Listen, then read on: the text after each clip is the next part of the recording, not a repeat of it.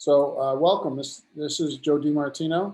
Thank you for coming to the book club Meet the Experts session for putting students first. A book that's recently been published that basically Marsha Jones and Minnie Avery, with a very little bit of help from me, we put this book together.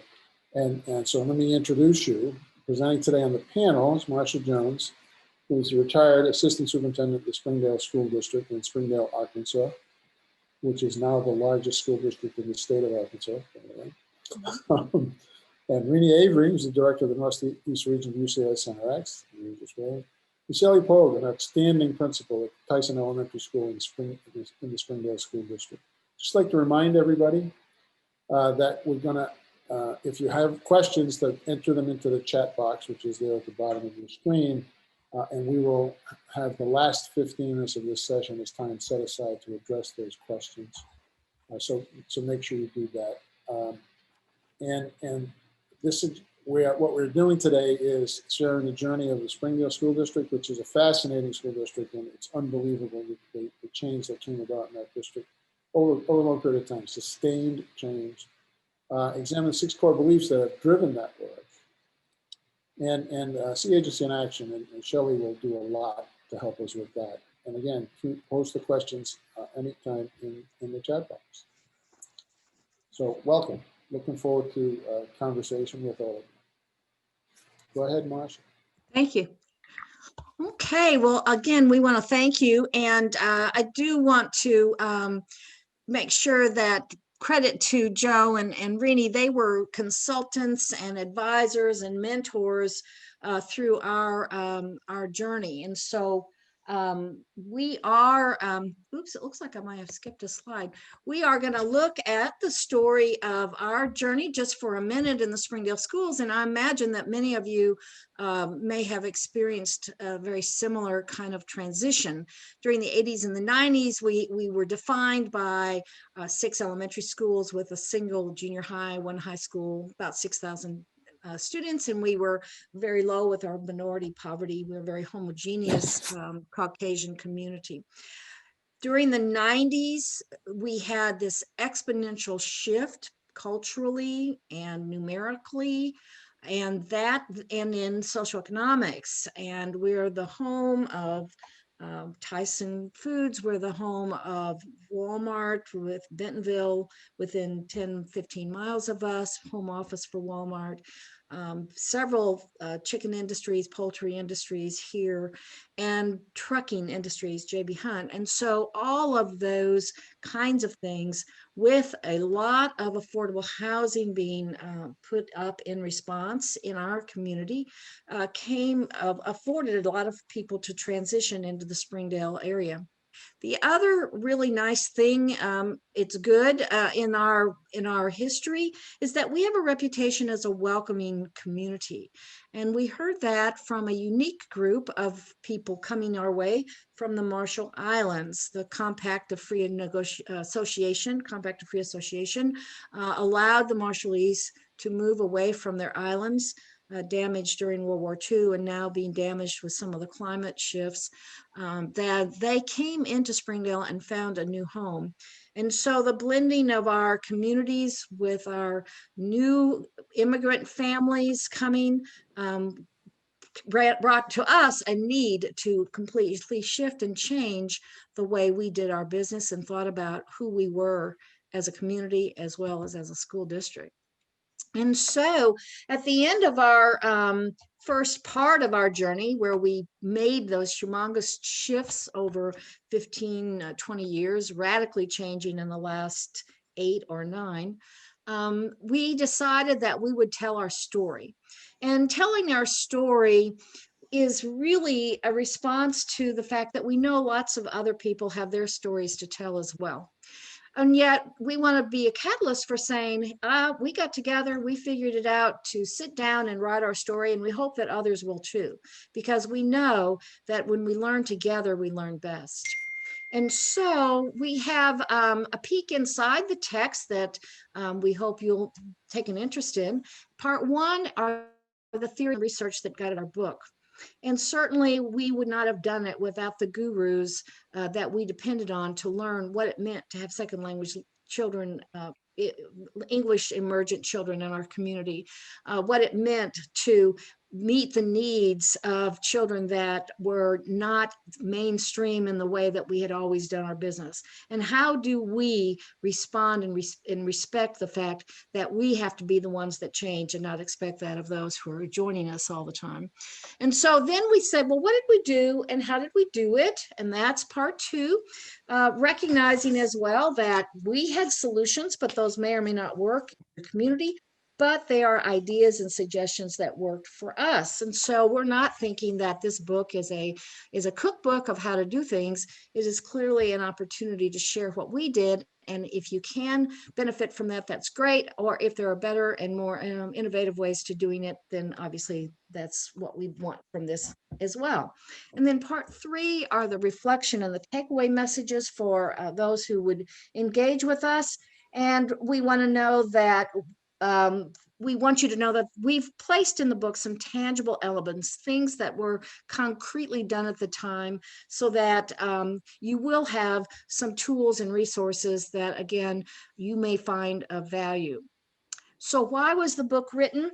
The book, I'm going to quote from our superintendent out of the text because I think he says it so well.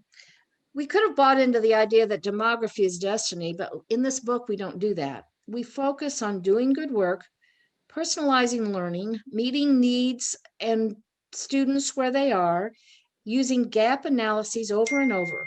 All the ideas and best practices we uncovered with Latino and students and families, like working through faith-based organizations, are not having the same impact with the Marshallese families.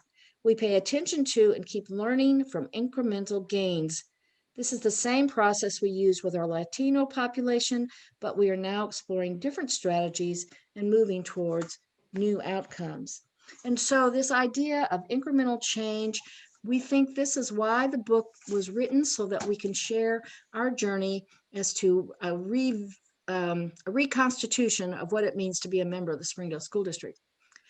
But we also think that regardless of when this book was published just a year ago, that it's really now post-pandemic important. And we thought Shelly, the principal at Tyson Elementary, featured within the text as well, could share perhaps what she's finding that is still relevant now that we're in the post-pandemic era. So Shelly? Thank you. Hello, everybody. I'm Shelly Poage, the proud principal at John Tyson Elementary in Springdale. Some of the things that this book that I love is it's so relevant today for personalizing learning for students to experience and incorporate their culture, their beliefs, also their interests, and for helping students develop student agency so they can be a partner in the learning and own their own learning. They can have voice and choice in their learning. We connect students to each other, to the teacher, to the learning, and also that students see relevance in what we're doing because we're asking for their input and personalizing it to their needs. Something that I think is so relevant in this day and age is being able to personalize whether they're face-to-face learners or they're distance learners. Also, this book reminds us that we need to be innovative in both our learning and student learning and developing each other side by side so that we can meet the needs of students and students can reach those goals of being self-directed learners. One other thing I thought about is when you are thinking about implementing personalized learning and developing student agency, you need to have a game plan. And so this book has a really good game plan, but also ideas to think about with core beliefs that you could be thinking about, planning for, and then assessing. Okay. Thanks, Shelly. Mm-hmm. Okay. So as we begin this conversation of putting students first, one of the elements that we discovered early on is that we wanted to move towards student agency, but that in reality, we had to develop professional agency before we could expect the shift in practice in the classroom. So as you see this balance We certainly want the students to own what they're doing, to be engaged, energized with what they're doing, but we could not simply turn the classroom, quote, over to the students. We had to grow and scaffold and implement in incremental change what it meant for students to be retrained, so to speak, or redirected so that they could have that self-direction, those learner qualities that of problem solving and application and looking for resources on their own, those kinds of elements. And Shelly will do a lot of talking about learner qualities, but we needed those professionals in our organization to give permission for that to happen, to have the confidence that they could learn, give more control and authority over to the students when making decisions about selecting activities or doing independent projects or whatever the situation might be, with more of the teacher guidance as opposed to teacher directed. So this is a shift that balancing and getting our faculties to understand that, yes, you can take small steps towards giving students more control. You don't have to just believe that you're abandoning your total oversight, but that you do it at a comfort level that helps both you as a professional and a student grow into this newfound balancing act between teacher-directed, student-directed work. This is the game plan that we put together. And again, this is our thinking, our vocabulary. What is your game plan? How would you put your plan of action together? Now, this particular game board, just to kind of keep it light in spirit, has 4 cornerstone pieces.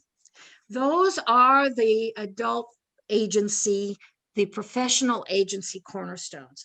As Shelly mentioned, we needed a leadership plan. We used a logic model situation where we could establish incremental goals, monitor those goals, set specific look-fors in terms of what we wanted to see as terms of change. And so establishing that plan of action and distributing that with input and tweaking was part of the initial foundation work. We knew that in order to undergo any kind of major change like we were talking about, that we needed to bring our community along with us. And so we made our thinking, our planning, our input, our conversations very connected. You'll see language like we communicated monthly with a group called the Patron Shelf. That was a group that was representing the community who could help give us feedback about what they saw out in the real world. We had instituted change. As a parent, as a community member, what were you seeing? And then this other connect with community also implied that we were looking at the larger community, our Chamber of Commerce, our mayor's office, people in our city who were interested in what we were doing, particularly in the workforce development part of student agency development. We were always initiating in the upper right corner the reflection and use of feedback to improve our work. We wanted to use any of that in a timely way, and we did a lot more front loading. The first several years of our work, we would collect a lot more data with feedback, but then as things began to move forward, we were able to relax a little bit of that systematic feedback and only collected it, say, annually instead of every quarter as we did in the first part of our work. And we again would use surveys, we would use face-to-face conversations. We found that we needed to establish new groups in order to gain feedback because we were having underrepresented families from our Hispanic families and our Marshallese families particularly. And so our superintendent established face-to-face feedback groups with those folks who may not have had access to some of the technology we were using or were shy about giving their own personal feedback. So that helped us grow as well as we linked back with connecting to the community as we attempted to get feedback. And then the bottom line was that schedule of changing. That's where we really had to work with our State Department to get some seat time waivers. We had to make sure that our secondary leadership understood how a new definition of a bell schedule may or may not include bells.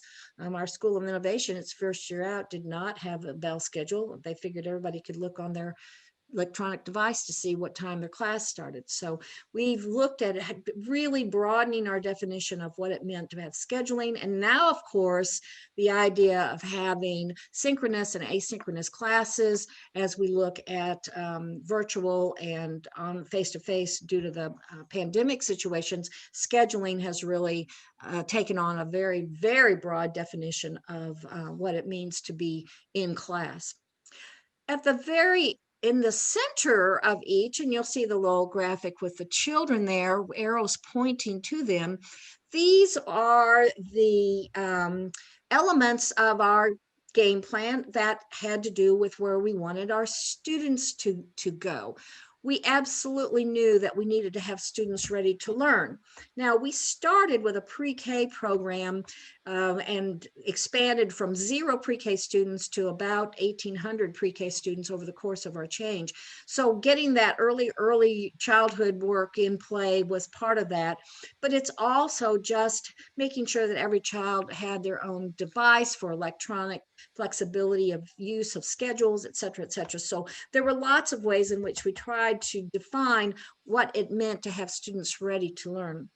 We also knew that we wanted to give students goal setting opportunities, and that's where we instituted, with Joe DiMartino's guidance, the use of student-led conferences where students would set their goals based on their data, visit with their teacher about what kinds of goal setting they wanted to do, and then they would turn, and instead of having a teacher-parent conference conversation, we shifted into a student-led teacher-parent conversation.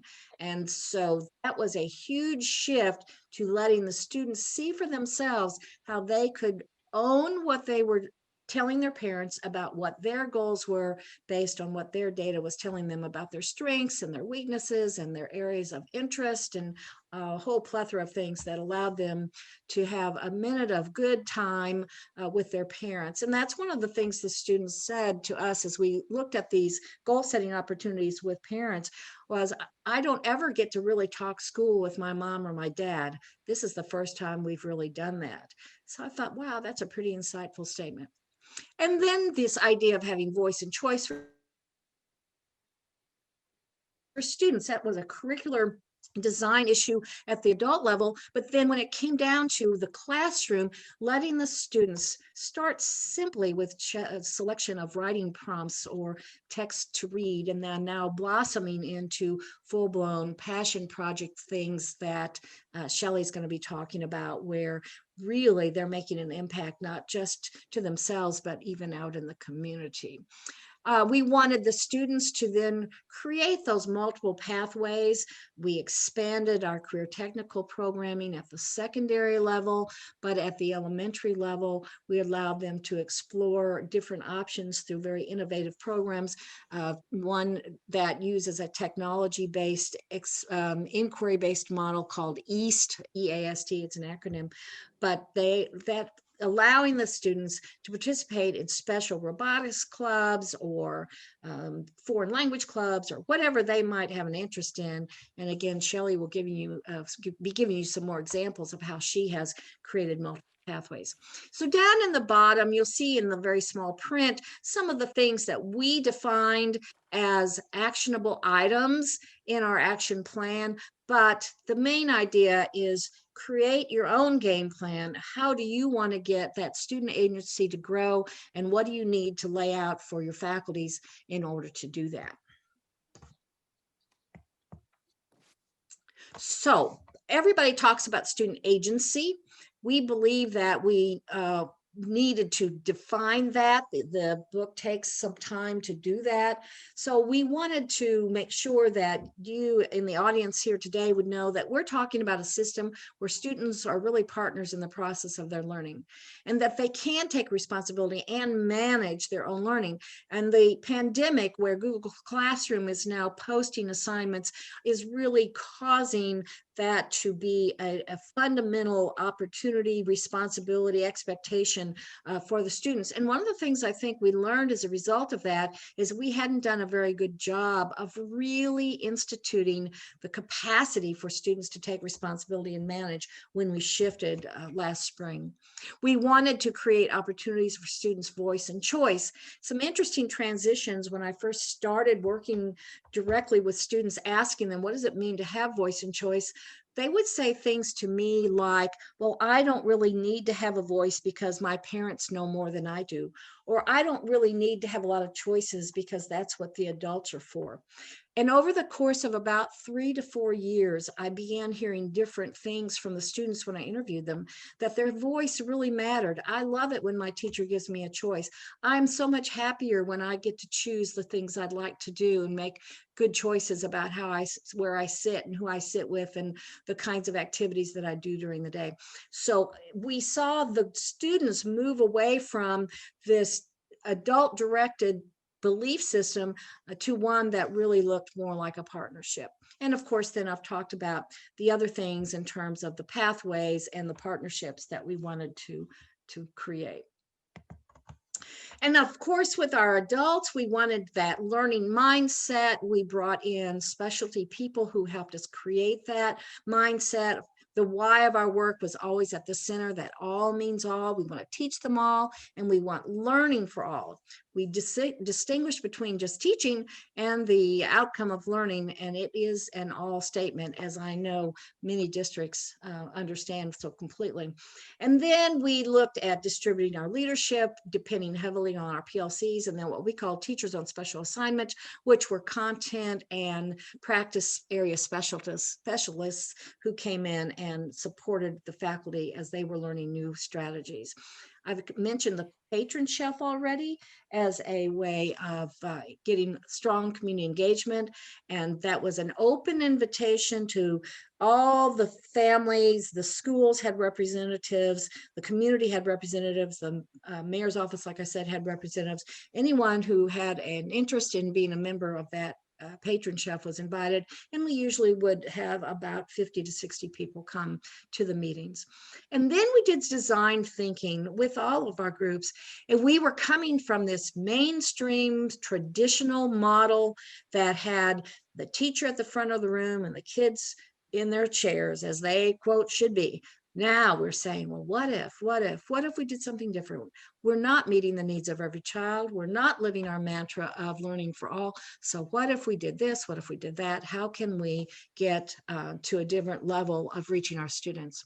And so we studied as well some work that was written by Avery and some others called adaptive implementation, and the scaling up as well as down. We would take a practice such as student-led conferencing, and we would start in a small pilot, and then we would scale it across the district. But then we would also scale it down. And by that, we are defining that to mean it could be tweaked and supported, personalized at that local school level. Our schools are so different from one another that we could not afford to demand in any way that what was one model at one school would be automatically transferred to the other. So we looked both at the scaling up across the district of a practice as well as the personalizing of it at the building level. Okay, so with that, Joe, what were the 6 takeaways? The 6 core beliefs. I just want to start by saying that we've, I work at the Center for Secondary School Redesign, and before that at Brown University, have worked with districts, a lot of districts across the country, and we had identified Springdale as one of the actually most interesting and exciting and successful districts that we had come across, and that was out of a large number. So we basically decided to see what it was, what made this district such a great place, and they had these core beliefs that really governed everything they did and how they talked about things, right? And when they said remembering what's important, it wasn't just, saying, yeah, this is important, but it was clear and consistent messaging, and it was understood and embraced by all. And they never lost focus of continuing to remind people and to remember what's important. But it was important in that everyone mattered, that everyone was in the conversation. And this goes beyond the relationships, of surface relationships, to really working alongside students, teachers, families, the community, the broader community. And we saw that everything matters. And they decided, interesting, because not a lot of districts have done this, that since everything matters, you had to work at all levels, K through 12 at the same time. And working together, we're learning from and with others is all part of the culture there.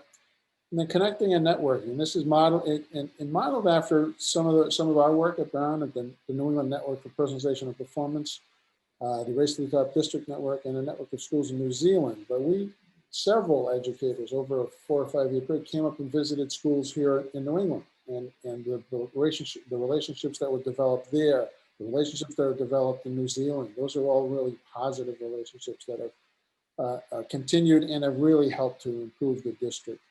And a certain willingness, clearly a willingness to try new things. And one of the things that impressed us about Springdale, going back probably 2 decades, was their emphasis on career academies at Springdale High. So they've done some, and they try new things, and when they work, they continue to try to improve it, and when they don't work, they try some other new things. So it's a very interesting district, and I think this book summarizes it pretty well. And chapter 8 goes into more depth on these core beliefs.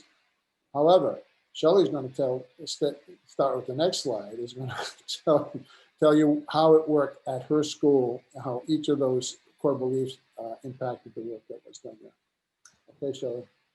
Yeah, well, and Joe, I wanted to introduce Shelly. I'm not sure that her accolades got put into the preliminary material, so I didn't want her to have to brag on herself, so I said I'll brag on her. Okay, she's an outstanding principal. She's been principal about 5 years now at Tyson Elementary.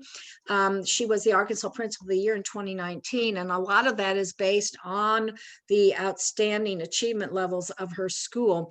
And she was selected to represent the district along with 2 other principals to attend a group to visit New Zealand, and with the University of Arkansas's Office of Innovation, funded by the Walton Family Foundation. So it has been a pleasure and a privilege. Shelly also helps me present the idea of personalization of learning to aspiring administrators in a course that I teach with the university. So I'm so proud to call Shelly my friend. And so Shelly, please share the great work of your wonderful school, John Tyson Elementary. Okay. Well, there you go. I wanted to first say thank you for having me. I'm so honored. But also, I have been one of the biggest learners in personalized learning for several years now. But I feel like I'm just still breaking the surface of it, because I think you can just go as deep and broad as you want to, as innovation wherever it takes you. But personalized learning, to me, leads to student success. Our diversity at our school is just a myriad of cultures that allows for multiple perspectives, which we cultivate and respect. Our poverty level, we have 76% of our students qualify for free and reduced lunch. We have about 440 students this year. We're down about 110 due to virtual learning. We've added pre-K classes. About 41% are English language learners. I've listed there that we have about 8 home languages right now that are showing up in eSchool, which is our reporting to the state.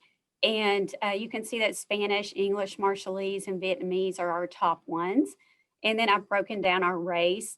Hispanic is 56.82 and white is 24.32. And Dr. Jones mentioned Marshallese students, and those fall under the category of Hawaiian Pacific Islander at 9.17. And then I list out the rest. So those are very important in our culture that we're talking about today, because these students are the ones that are making this happen. They are amazing. Okay, next slide. And I want to brag on these students and our teachers, because I got at this school in 2016, and to 2017 was my first year here at Tyson. And I really wanted to learn more about personalized learning. We have been working on that in the district. I had been at a previous school in Springdale district before, I moved to Tyson, and Dr. Jones was a wonderful mentor to me. She would challenge my thinking and also come and speak with our kids about voice and choice and personalized learning. And she really sparked that curiosity and how can we reach students. And I think you can see by our data that for the last 3 years, not last year because it was a COVID year and we did not get to test, but 2017, 18, and 19, we were recognized from the Arkansas Department of Education as one of the top 5% of schools in the whole state for having high student growth on their achievement, ACT Aspire.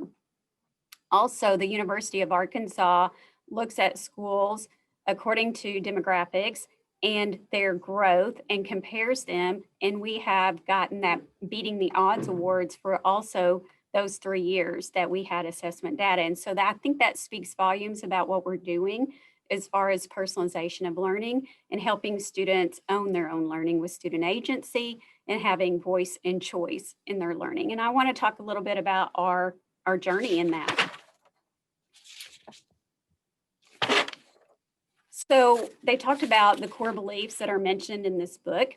And the first one, remember what's important. And that's that collective growth mindset of we can do this, that constant vision, mission, and shared beliefs.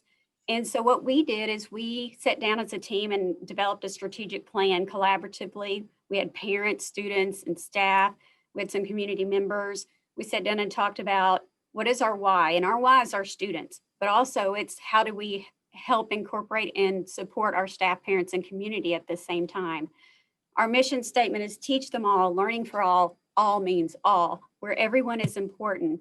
And we measure our actions against our why. Like we use surveys, assessments, informal and formal data, exit tickets, for example, the NWEA MAP assessment and ACT Aspire, among a myriad of other assessment data.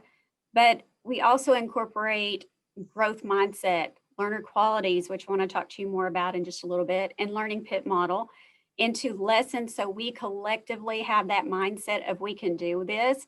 And this was unplanned, but I went into an observation this morning and our counselor was teaching a lesson on basically the learner qualities of being determined and perseverance and how she connected that to the learner and the learning. And so I feel like that's just it's a thread throughout our culture of our building that we wouldn't have seen maybe 3 or 4 years ago that we are seeing every day today. Okay.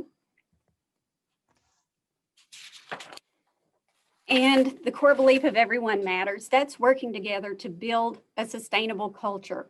So like if people left, it was still that super important thing that was just had to be done. And we have learned that together we can do unimaginable things.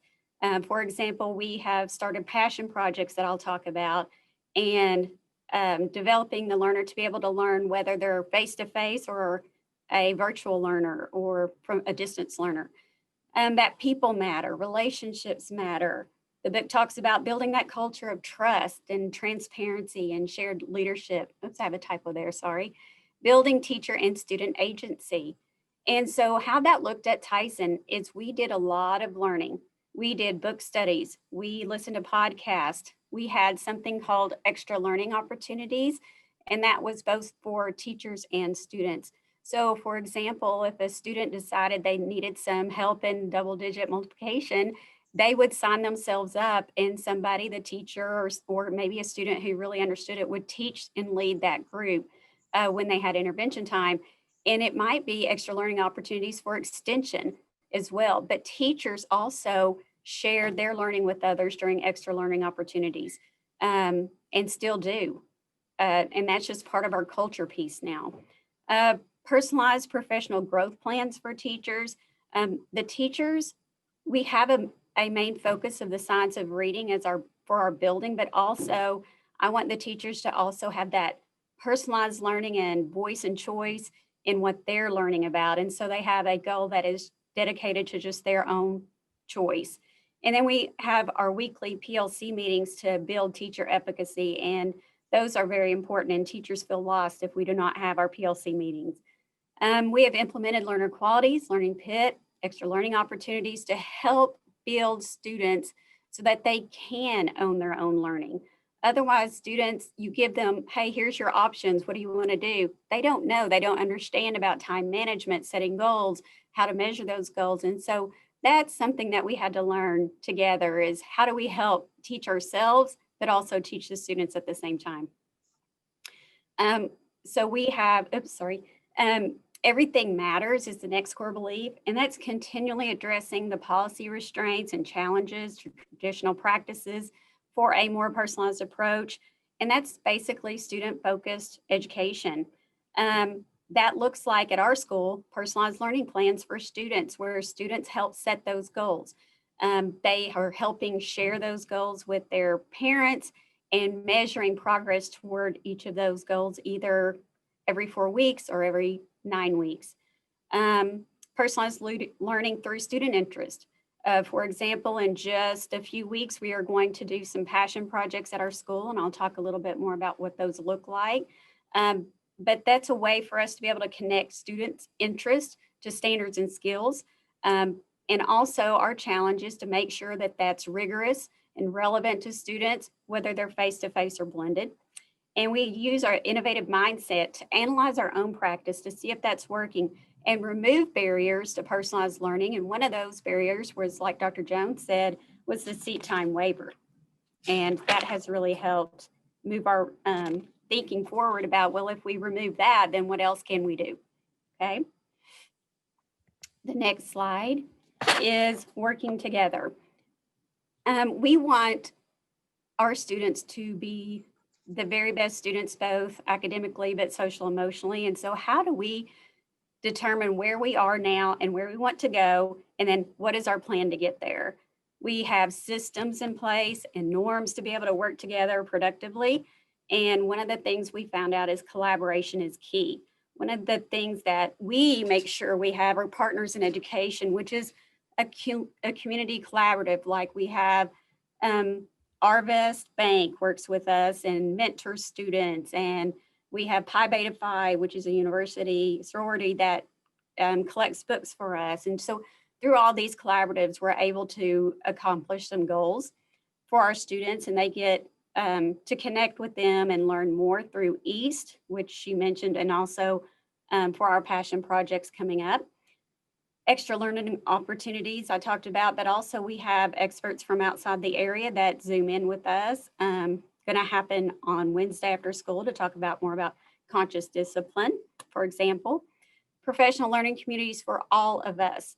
That is including our classified staff as well as certified. And we have implemented project-based learning, which some of that looks like passion projects. I want to talk about soft starts for a moment too. We implemented soft starts. Dr. Jones talked about scaling up and scaling down in the book.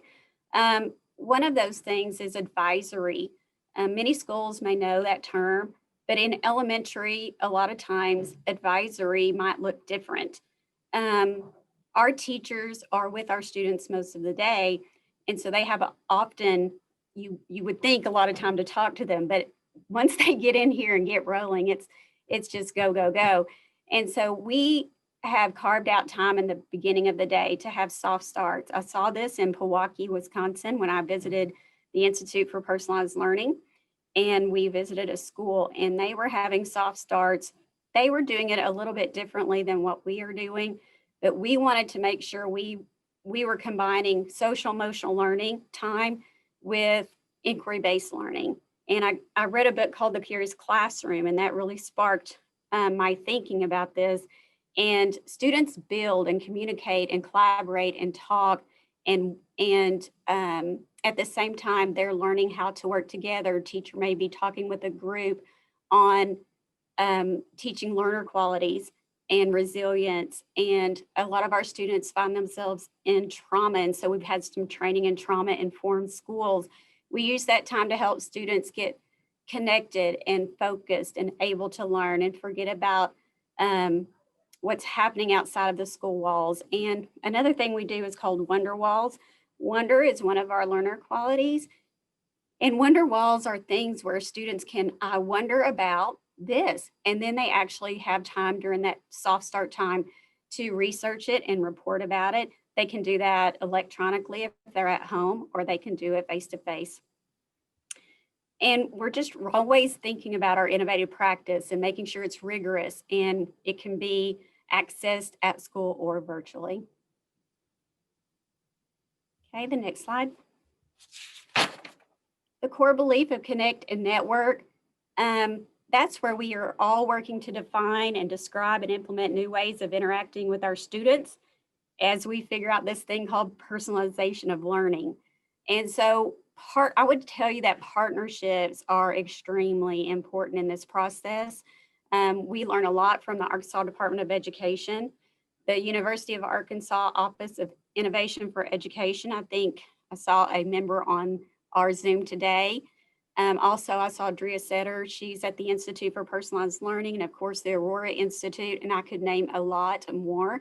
But these were integral in my learning journey. I continue to use them as resources, and they inspire me and coach me through thinking about next steps. I did get to go on a learning journey in New Zealand in October 2017, and that's kind of where I got a lot of these ideas for passion projects. But not only that, but just really a systems thinking of how can you move from this teacher working isolated to more group thinking and planning and working together. We also meet monthly in an Office of Innovation for Education group, and we're getting ready to do a book study together. We attend conferences, read blogs, listen to podcasts. We have book studies, coaching, partners in education. We have a lot of community members serving as mentors for our students.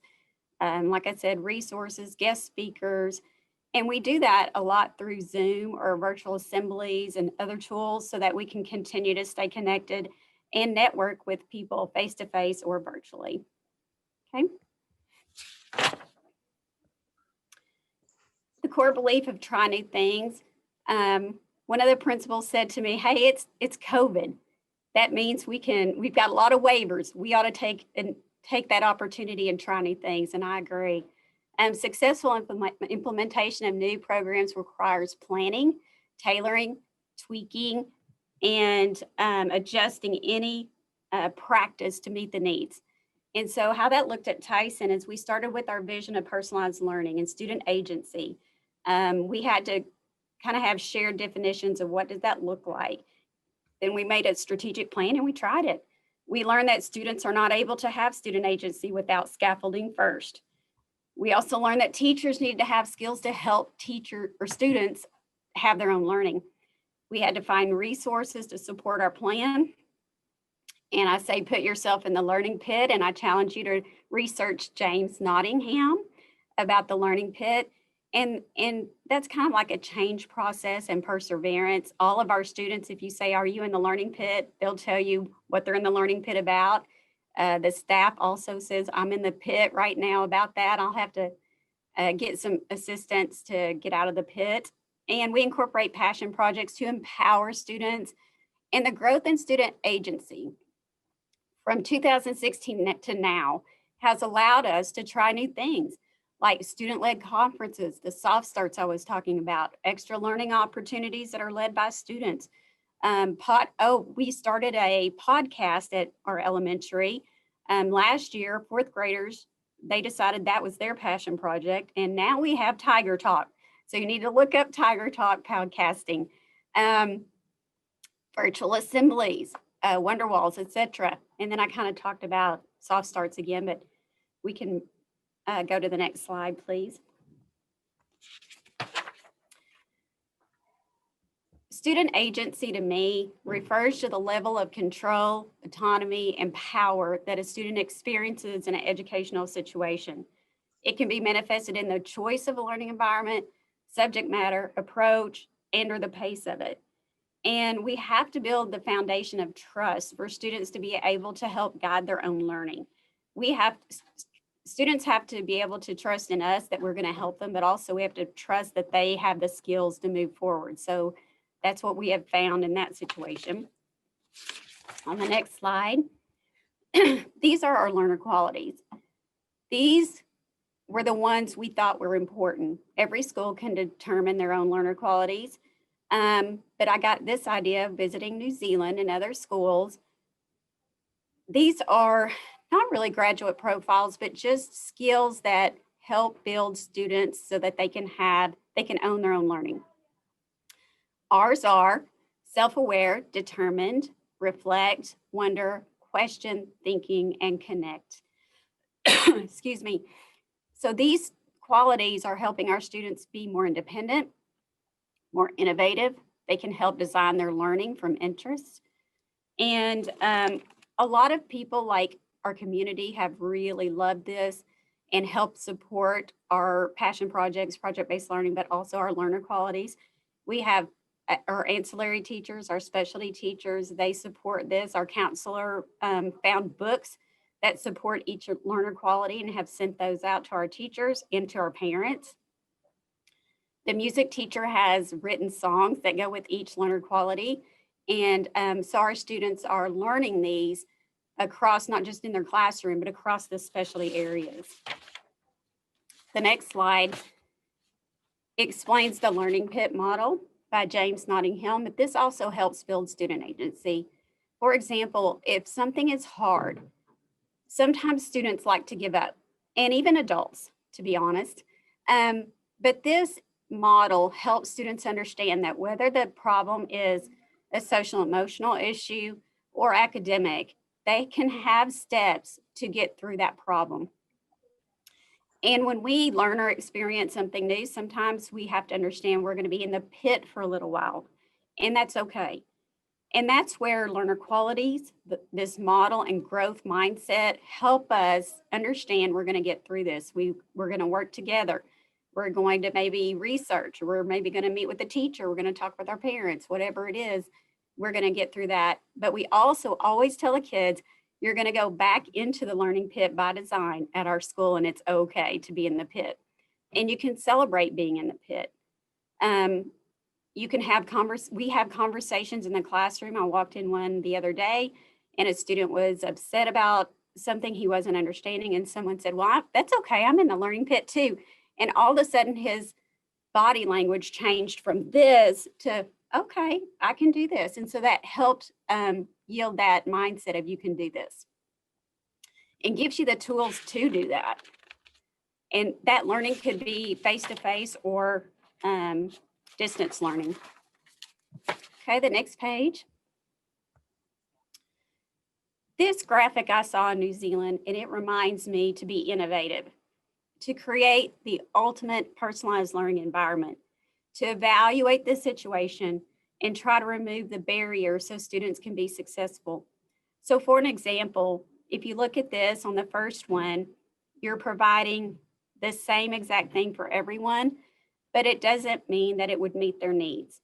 On the second one, you're providing scaffolds and different things, but again, it's maybe more difficult for the student on the right.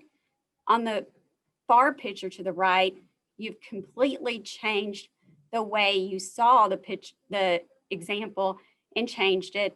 And so everyone can access it without even scaffolds needed. For example, the seat time waiver would be a great one example because that allows students to learn anytime, any place, anywhere, and kind of level the playing field, so to speak. And so when we're thinking about this, we think about what to learn, how to learn, where to learn. And again, trust help develop relationships so we can work collaboratively. Next slide. Oh, sorry. Let's do one more. There we go. I want to talk about passion projects. I've mentioned that several times, and this is dear to my heart because when students own their own learning and they actually can tell you what they want to learn about, to me, that's powerful. If you can go back one more. Oh, sorry, I didn't mean to do that. My fault. Sorry. It's okay. So we have pre-K through fifth graders involved in passion projects. And this is an innovative strategy to help personalize the learning. And one of the things I told you was our podcasting that originated last year through two students who really wanted to learn and to have interview superintendents and community members and share the things that we were learning. And that really barely got started before COVID hit. So now they're ready to start again. And so look forward to tuning into our podcast there. But what about a great example of student voice and choice? They were talking about setting the agenda. They would come and meet with me and say, who would you like to invite? I have some ideas. What about these people? And it's been a really good partnership. And I love to see them grow. We had a parent who owns a local studio in town, and he helped us understand what equipment to purchase and for our budget and just how do you do it? How do you get a podcast set up? And that was a great partnership and kind of an example of our passion projects. Another one is we had some third graders who really wanted to provide access to students in our attendance zone. We had several areas of apartments, and they weren't in walking distance of our school. They're not walking distance of a library. And so the students proposed that we set up 4 different libraries, little 3 libraries across our attendance zone around those apartment complexes where students and families can get books and also give books that they're finished with back into the library. We partnered with parents who would help us design these, and they brought power tools up here and showed us. We did not use them, but showed us how to use that. And they showed us how to use AutoCAD to design these. They did use screwdrivers. They did designs. They voted on the design. We've got a bee, we've got a tiger, we've got clouds, different designs of the little libraries, and that was the student voice and choice. And we partnered with Pi Beta Phi to have they got book donations, and they still bring them to our school twice a year. And those books are what we use to restock these little libraries. So it's been a continuous project for us for about 2 years now. Another project you can see is gardening. And our students, we have a school garden that started, and our students were the ones that really wanted to start that. And they also love cooking. So we incorporated both of those, like pick it from the front yard area in our school and bring it in and make a recipe. And we partnered with several organizations for them to come in and teach us about that. Master gardeners and the U of A Extension Office and other people came in to help us with these projects.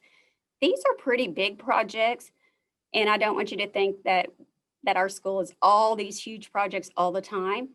Some are, but some are very individualized. One student wanted to learn how to knit, and so that's what their passion project was. Another student is designing a game, coding it right now. And so I just wanted to share that these projects could be small or very in-depth and take a very long time. And these pictures were from pre-COVID, so that was from last year. So I just wanted to show you. We also have like Girls Who Code. Yesterday at 7:45, they Zoomed together across the school, the ones that were interested. So with COVID, we've had to really be innovative and think, how can we still provide these opportunities for students despite not being able to meet together in groups? And so that was a great alternative. I wanted to leave you with this thought. And this is our why. It's the people, it's our students. And when I went to New Zealand, I saw this and was told this. And the English transition is, what is the most important thing in the world? It is the people, it is the people, it is the people. These words from a part of a proverb, which reminds us that we are the protectors and nurturers of our next generation. And to me, when students are asked, what do you want to learn about? When they are provided opportunities to build skills to be able to own their own learning, you see such a greater engagement. You see higher student achievement. And so I just wanted to share a little bit of our learning journey with you, and I appreciate you hearing our presentation. Do you have questions? Oops, uh-oh, sorry. Okay, Rini, thank you. So thank you, everyone. I'm gonna put a few of the questions out there for you. And in the meantime, would encourage folks, if you want to actually ask a question, just type your name in the chat box and we'll call on you and ask you to unmute yourself. But Marsha, I think this is mostly for you. There have been a couple of questions about the role of the State Department of Ed, and in particular, the Office of Innovation. And Carolyn Farrell is here. There may be other folks from OIE that I don't know or don't recognize. But the questions have been things like, wow, Office of Innovation, great idea, because it's a little unusual, maybe more than a little. And also the questions around how the state defers or coordinates or works with the LEAs. So let me give that to you and start there. Okay, well, if Carolyn would like to volunteer to speak, I'd love for her to share about the Office of Education Innovation. And let me address the State Department, that Carolyn, if you're willing to unmute, but whoops, I keep touching that. It's so sensitive. Sorry.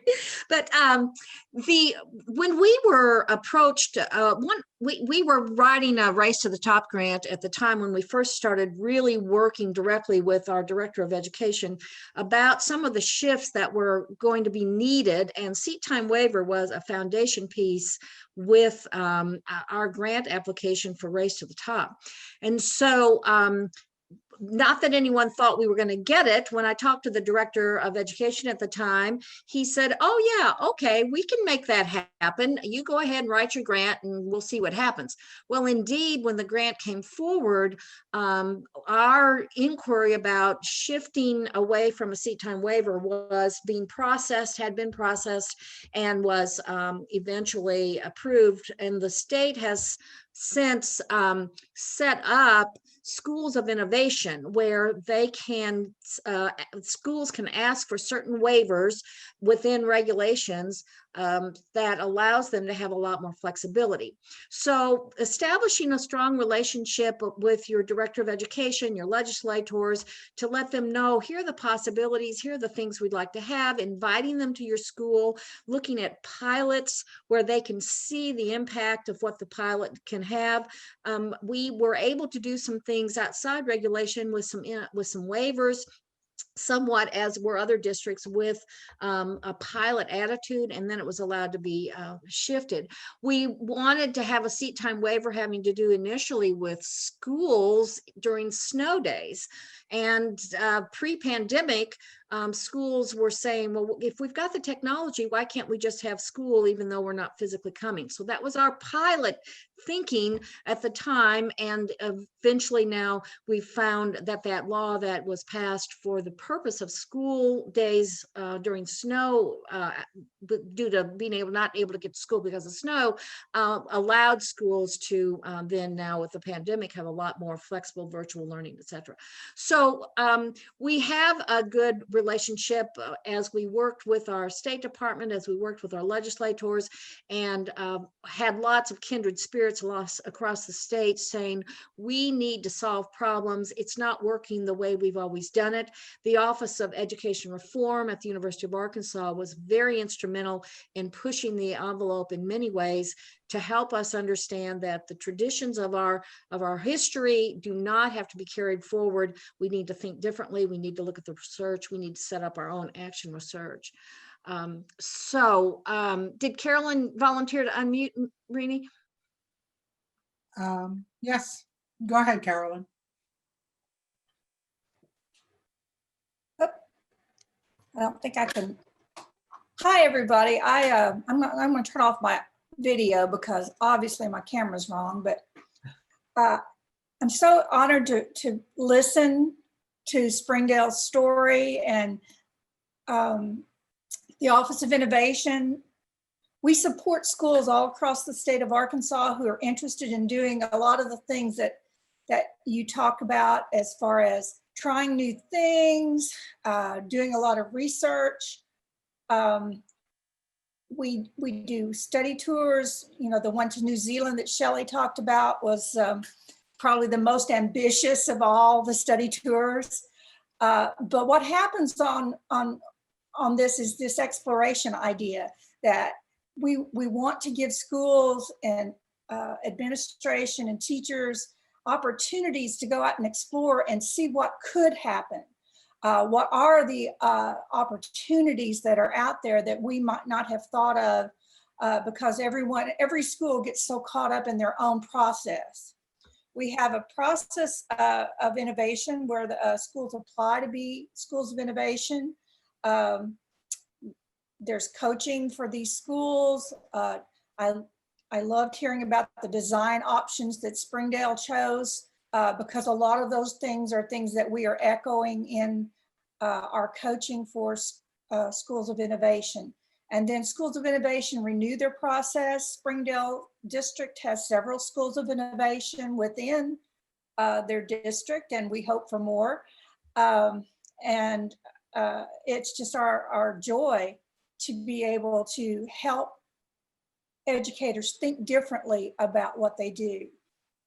And all through this presentation, I have seen wonderful evidence that that's happening in Springdale, which is dear to my heart because I have 4 grandchildren in your district. And Carolyn, don't you offer a conference, and are you going to do a virtual conference that maybe some of these individuals listening today would be interested in? Right. This year, because of COVID, we did not do our conference in September, which was usually a face-to-face conference, but we have an upcoming event in March, and we'll be promoting that soon. And then we'll probably again next fall in September have an innovation conference. And those are held in different, the face-to-face ones are held in different cities in Arkansas. We're trying to reach the entire state. Thank you. Thank you, Carolyn, for jumping in, and Marsha. A question for you, Shelly. I think this is a quick one from Kristen Seneca. She asks, where do the passion projects live? I'm assuming that Kristen, that you mean within the school day or the school curriculum, but perhaps not. Yes, you do. Okay, so Shelly. Well, for example, our passion projects on the Little Free Libraries, that was connected to measurement lessons, and but it also brought in just they had to learn about maps. They did attendance zones. They looked at population maps.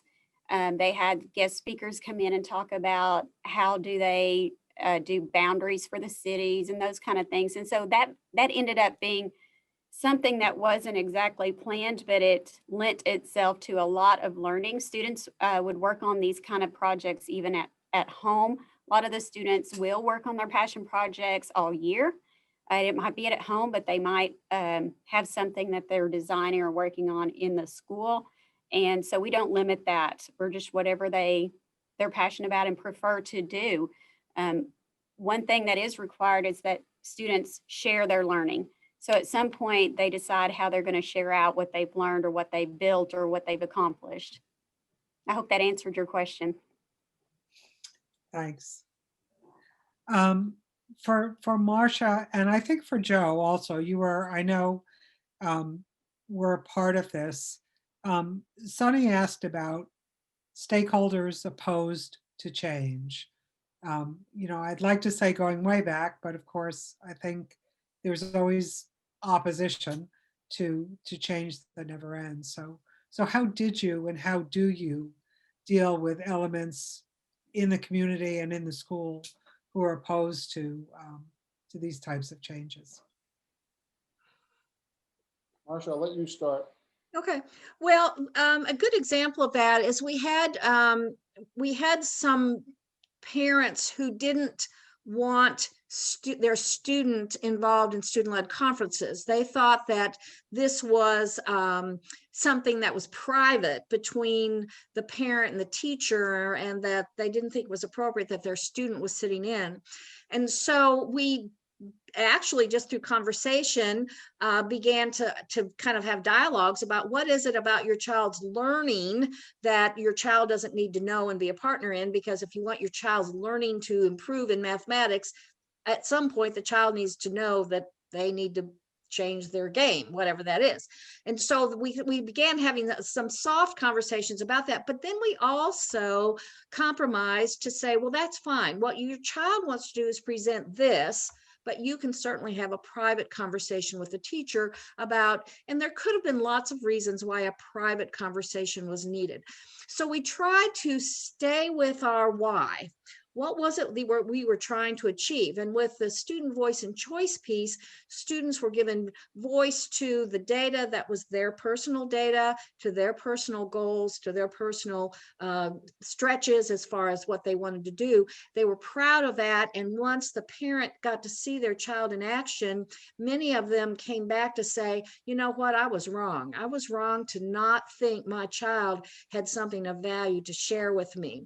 Now, again, in that private conversation, we allowed, of course, any parent to bring forward issues that might have been more personal. Maybe there were difficulties in the home that the child didn't need to hear of, but that the teacher would be wise to know. So we wanted to honor the reasons why the parent might object, but at the same time, we tried to keep the vision and the focus on the why.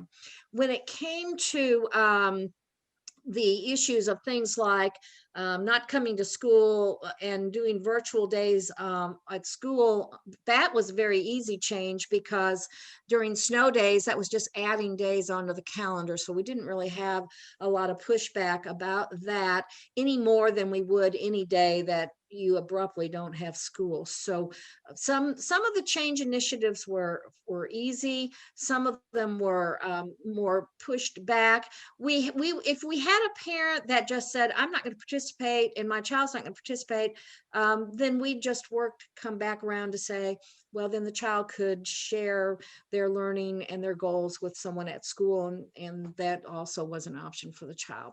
So we strove to have 100% participation. That was goals, and we tried to keep the focus on the why. Joe, you want to add to that? Well, I just want to kind of reinforce what you had to say, Marsha.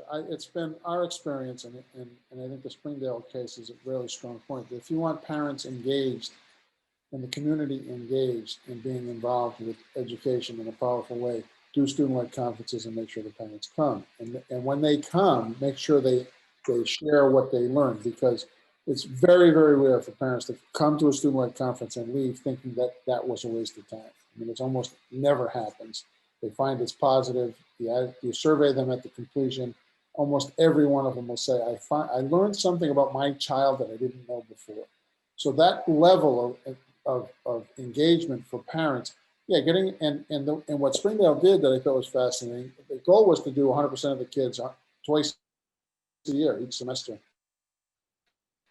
They started with allowing schools to pilot it, figure out how to do it, how to make it work. And then the people who attended the piloted sessions became the biggest advocates for doing this for all kids. So it was a great way to do it. And that was just one example in the student conference. They did it for a lot of different things, obviously. But the idea of piloting, testing it out, getting the word out, how the pilot turned out, I think is a big part of what Springdale could offer. And another thing that I was thinking of as Joe was sharing that, because yes, piloting is huge.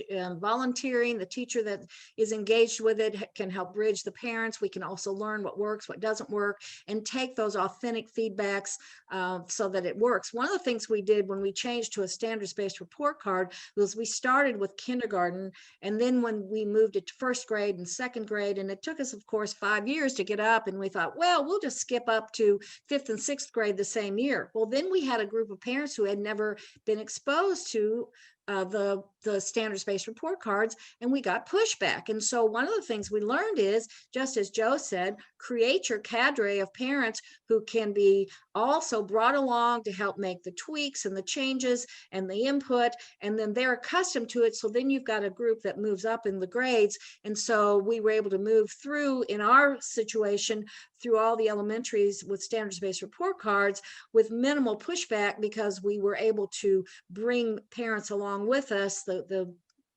vast majority of them. And then as new parents came into the system, we were able to acclimate them readily. Nice, thank you. One last question, and I think we would start with Shelly here. And we only have a few minutes, so a short answer, short-ish. What are you doing, seeing, experiencing, learning about attracting, hiring, and inducting or mentoring new teaching staff into the district? And has that changed over time? One of the things that I've noticed is Springdale is kind of a magnet, to be honest, for staff applying because we're close to the University of Arkansas, but also we have the reputation in the state that we are innovative, personalized learning, and whatever it takes to serve students at high levels. And people are attracted to that. When we are looking for people at our school, we are looking for people with that growth mindset and innovative thinking and learning at high levels. And so another thing is growing our own. I mean, we have a lot of teachers that come back that have gone through the Springdale program of teaching cadre that they have and get connected with elementaries or those kind of things. And so I feel like when Springdale can look at our students and help them with their passions, and that might be teaching all the way up through high school, and then they go to college and want to come back and teach here, that's awesome. Thank you. Laureen, Rini, I could add to that we've done a good job of trying to bring more equity into the kinds of teachers we have with ethnic backgrounds that are more aligned with our students, and that's been a challenge for us. We have found that once teachers join us, as Shelly said, we try to meet very hard. It's a school-based decision. It's a match to a family. So teachers tend to stay, but we had to create a program, and we do work with the University of Arkansas for a grow your own program, looking for high potential undergrads who would be strong teachers that are willing, who are also happen to be Hispanic and Marshallese. Thank you. Okay, Marsha, if you would bring up the next slide, please. I want to thank everyone for joining us today. Autumn McKnight is going to put a link in the chat box for everyone, and would appreciate your taking just a moment to do an exit survey for us. You know that the feedback is helpful. And thank you for your time and your wonderful questions, and please feel free to reach out. We'd love to continue the conversation. So, thank you, everybody.